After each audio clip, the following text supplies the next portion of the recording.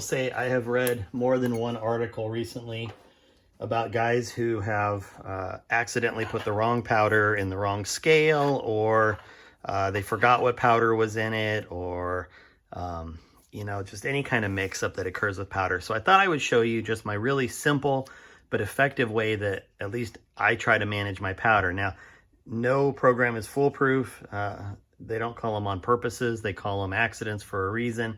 But all we can do is try to mitigate those accidents. And so I try to put in process this particular regimen when I'm using powder. And what I do is I have painter's tape, which you guys all know that I love. And I just have a bunch of squares that are that I write whatever the powder is. So here's a good example of Reloader 16. You can see I have a bunch of pieces of painter tape on there. Here's my Reloader 23, same thing.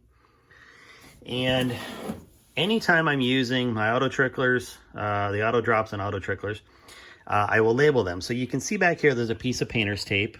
It says 16. That tells me that the powder in there is Reloader 16. And then there is some powder in my trickler on the other side here that you can't see. And I have a piece of tape that says 23. Now, if I'm going to put powder in here, what I'll do is I grab my powder and I take one of my pieces of tape off and I put it right here on the powder scale, or on the powder drop. And then I can take my fill bucket and I can fill it up. Now, what this tells me is that there is 23 in there. And it makes it really easy when I go to dump it out, or if I have any problems. Now, a lot of times I'll run the same powder in both of these once I have a determined load, just for speed. And when I do that, I would put, you know, a piece of tape that says 23 here, 23 here, 23 there, 23 there, or 16, 16, 16, 16. And this process just works really, really good for me. I've sort of come up with it, you know, kind of on the fly, like a lot of things.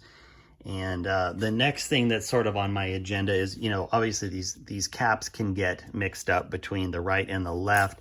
And so what I have thought about doing here is simply putting a L, and then I have numbers. You can't really see them that well, but down here I've got numbers for each of my scales. So I'm going to put 32, 48 on this cap.